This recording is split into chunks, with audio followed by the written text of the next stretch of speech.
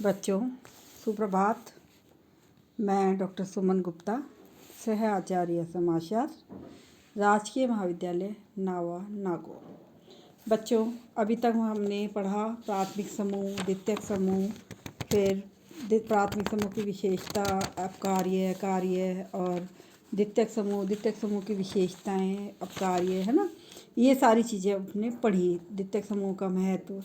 और इसके बाद हम आज पढ़ेंगे प्राथमिक और द्वितीयक समूह में अंतर।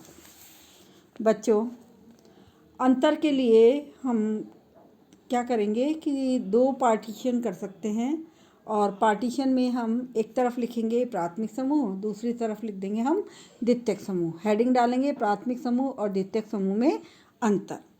बच्चों, ये जो अंतर है इसमें शॉर्ट क्वेश्चंस में भी पूछे जा सकते हैं और बड़े में भी पूछा जा सकता है। तो हम अंतर की बात करेंगे। प्राथमिक समूह के में जो है सदस्यों की संख्या न्यून होती है, कम होती है। मतलब मैक्सिमम में 50 और कम से कम 2 व्यक्ति होते हैं प्राथमिक समूह में। जबकि द्वितीयक समूह में सदस्यों की संख्या अधिक होती है।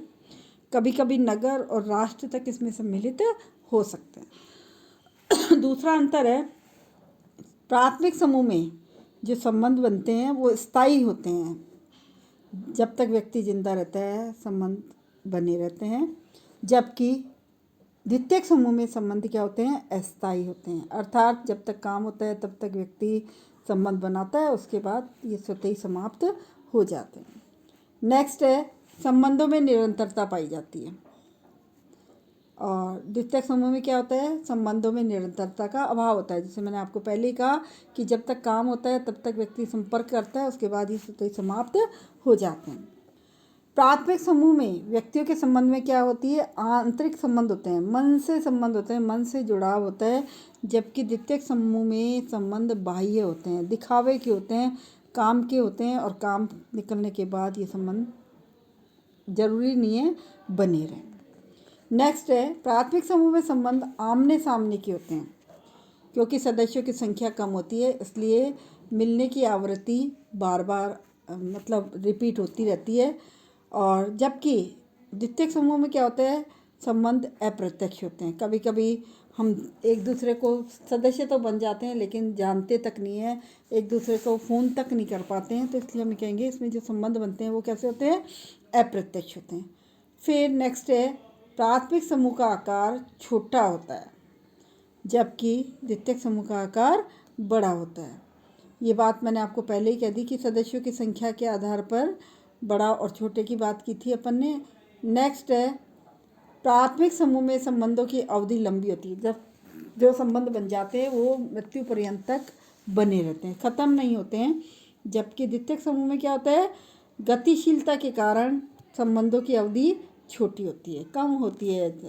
व्यक्ति मूवमेंट करता है, काम हो जाता है, उसके बाद दूसरे समूह का सदस्य बन जाता है।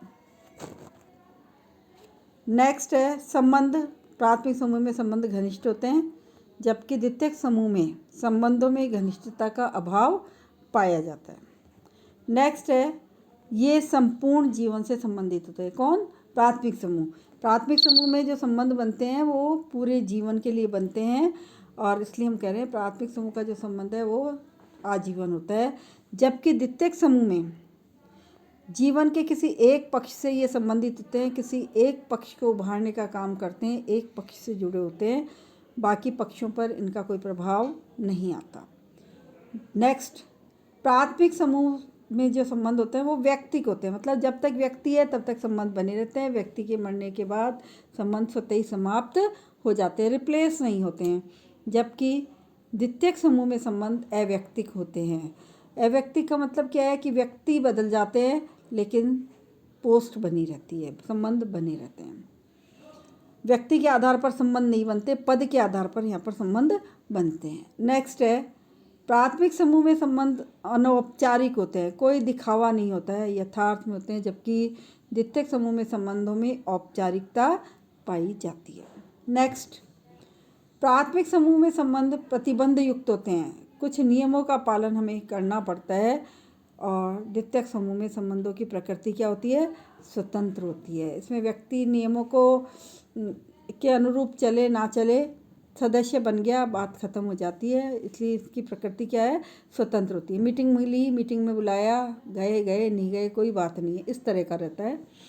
नेक्स्ट है, प्राथमिक समूह में सदस्यों में शारीरिक समीपता पाई जाती है, जबकि द्वितीयक समूह में शारीरिक समीपता कभी कभी हो सकती है, पर हमेशा हो जरूरी नहीं है। नेक्स्ट है, प्राथमिक समूह की सदस्यता अनिवार्य होती है, जबकि द्वितीयक समूह की सदस्यता व्यक्ति की इच्छा पर निर्भर करती है। नेक्स्ट है, प्राथमिक समूह का प्रभाव सर्वव्यापी होता है, जबकि द्वितीयक समूह का प्रभाव सर्वव्यापी नहीं होता है। जहाँ तक समूह का मतलब लेवल है, वहाँ तक ही प्रभावित होता है, प्रभावित करता है, बाकी नहीं होता। नेक्स्ट है, प्राथमिक समूह का विकास स्वतः होता है, इसका निर्माण किया नहीं जाता, जबकि द्वितीयक समूह का विकास स्वतः नहीं होता है, इसका आवश्यकता अनुसार निर्माण किया जाता है। नेक्स्ट, व्यक्तिगत हित समूह के हित में विलीन हो जाते हैं, मतलब एक सबके लिए और सब एक के लिए होते हैं प्राथमिक समूह में, जबकि द्वितीयक समूह में व्यक्तिगत हित के समक्ष सामूहिक हित को कहीं कोई कहना चाहिए प्रायोरिटी नहीं दी जाती, प्राथमिकता नहीं दी जाती। नेक्स्ट, सदस्यों के उद्देश्य एक होते हैं। प्राथमिक समूह में सभी सदस्यों के उद्देश्य क्या होते हैं, एक समान होते हैं, और जबकि द्वितीयक समूह में क्या होता है, अपनी अपनी रुचि व हितों के लिए व्यक्ति कार्य करता है। नेक्स्ट, प्राथमिक समूह में हम भावना पाई जाती है, जबकि द्वितीयक समूह में हम भावना का अभाव पाया जाता है। नेक्स्ट है, प्राथमिक समूह सरल ग्रामीण व आदिम समाजों में भी पाए जाते हैं, जबकि द्वितीयक समूह जटिल नगरीय व आधुनिक समाजों में ही पाए जाते हैं। नेक्स्ट, कार्य क्षेत्र प्राथमिक समूह का कार्य क्षेत्र सीमित होता है, जबकि द्वितीयक समूह में कार्य क्षेत्र असीमित होता है। नेक्स्ट, प्राथमिक समूह का आधार नैतिकता तथा परंपरागत नियम है, जबकि इसका आधार द्वितीयक समूह का आधार कानूनन और संविधान है इसका अपना। तो इस तरह से बच्चों अपन ने देखा प्राथमिक और द्वितीयक समूह में अंतर, और इस आधार पर हम कह सकते हैं द्वितीयक समूह की तुलना में प्राथमिक समूह लघु आकार वाला घनिष्ठ संबंधों वाला होता है, जबकि द्वितीयक समूह समझौते पर आधारित होता है, संबंधों में औपचारिकता पाई जाती है, विशिष्ट उद्देश्यों के लिए बनाया जाता है। परिवार, पड़ोस, मित्र मंडली, क्रीड़ा समूह, ये सब प्राथमिक समूह के उदाहरण हैं, जबकि राजनीतिक दल, विश्वविद्यालय, मजदूर संघ, राष्ट्र आदि द्वितीयक समूह के उदाहरण कहे जा सकते हैं। तो इस तरह से बच्चों अपन ने देखा प्राथमिक और द्वितीयक समूह में अंतर। इसके बाद हम देखते हैं प्राथमिक आभासी समूह अथवा अर्ध प्राथमिक समूह, क्वाजी ग्रुप अंग्रेजी में बोलते हैं इसको। और इस समूह की अवधारणा को दिया चार्ल्स कूले ने। आभासी समूह का संप्रत्यय चार्ल्स कूले ने दिया, और इस जो प्राथमिक समूह के समीप होते हैं, आभासी समूह वे समूह होते हैं जो प्राथमिक समूह के समीप होते हैं, और अथवा इनमें प्राथमिक समूह की विशेषताओं का आभास होता है, पर ये पूर्णतः प्राथमिक समूह के समान नहीं होते। बच्चों, इन्हें अर्ध प्राथमिक समूह भी कहा जाता है। तो अब आप देखिए, अर्ध प्राथमिक समूह कह सकते हैं, आभासी समूह कह सकते हैं इसको। तो ये प्राथमिक समूह तो नहीं होते हैं, लेकिन प्राथमिक समूह के बिल्कुल समान समीप होते हैं, नज़दीक में होते हैं। प्राथमिक समूह की जैसी विशेषताएं इसमें होती हैं। इसमें समूह में सदस्यों की संख्या, संबंधों की घनिष्ठता, आमने सामने के संबंध की दृष्टि से ये पूर्ण रूप से प्राथमिक समूह के जैसे ही होते हैं, लेकिन इनका संगठन, इनकी संरचना और उद्देश्य ये प्राथमिक समूह से भिन्न होते हैं। बच्चों, अर्ध प्राथमिक समूह को चार्ल्स कूले ने परिभाषित करते हुए कहा, ये घनिष्ठ आमने सामने के संबंधों द्वारा संगठित वे समूह हैं जो अपनी संगठन संबंधी विशेषताओं और विशेष उद्देश्यों के कारण सीमित आकार के होते हैं। यानी कि आभासी समूह जो है, आभासी प्राथमिक समूह का निर्माण आमने सामने के संबंधों के आधार पर तो किया जाता है, लेकिन इसका संगठन प्राथमिक समूह से बिल्कुल भिन्न प्रकार का होता है। इसकी विशेषता के आधार पर इस जैसे चार्ल्स कूले ने कहा, स्काउट ग्रुप, सामाजिक वर्ग, वर्तमान क्लब, ग्रामीण मनोरंजन केंद्र, इनको हम आभासी समूह में रख सकते हैं। बोटोमोर ने भी इसको परिभाषित किया और उन्होंने कहा, आभासी समूह एक ऐसा योग है जिसमें संरचना एवं संगठन की क्या होती है, कमी होती है। इसके सदस्य समूह के अस्तित्व के प्रति अनभिज्ञ या कम जागरूक होते हैं। इसलिए बोटोमोर ने कहा कि भाई अर्ध समूह पूर्णतः प्राथमिक समूह तो नहीं होते, लेकिन भविष्य में समूह का रूप धारण कर सकते हैं। इन्होंने सामाजिक वर्ग, परिस्थिति समूह, आयु, लिंग आदि को अर्ध समूह माना है। बच्चों, अर्ध समूह के 2 प्रकार बताए हैं AC मेयर ने। AC मेयर ने कहा कि ये अर्ध प्राथमिक समूह जो है 2 प्रकार के होते हैं। पहला इन्होंने कहा वर्गीकृत प्राथमिक समूह। वर्गीकृत अर्ध प्राथमिक समूह जिनमें सदस्यों की संख्या, सदस्यों की सामाजिक परिस्थिति एवं हित एक समान होते हैं, वे कभी भी संगठित होकर समूह का निर्माण कर सकते हैं, पहला। दूसरा इन्होंने कहा अनंत क्रियात्मक अर्ध समूह। इन समूह में संगठन तो होता है, परंतु अहम की प्रबल भावना होने के कारण व्यक्तियों में क्या होता है, परस्पर अंतःक्रिया नहीं के बराबर होती है, नकारात्मक होती है। और जब अंतःक्रिया सकारात्मक होती है तो अपने संगठन के बल पर अर्ध समूह में ये बदल जाता है। तो नकारात्मक जब तक होती है प्रक्रिया, तब तक तो ये समूह नहीं बनता, लेकिन जैसे ही इनकी सोच में सकारात्मकता आती है तो ये अर्ध प्राथमिक समूह का रूप धारण कर लेता है।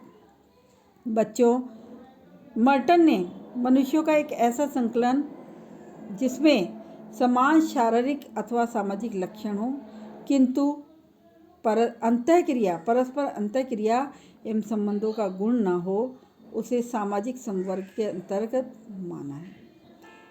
प्रजाति, जाति, वर्ग, आयु, समूह आदि में भी सामाजिक संबंधों का क्या होता है, अभाव होने से ये केवल संवर्ग ही होते हैं। और मर्टन व जिन्सबर्ग ने सामाजिक संवर्ग और अर्ध समूह दोनों को एक ही कहा है।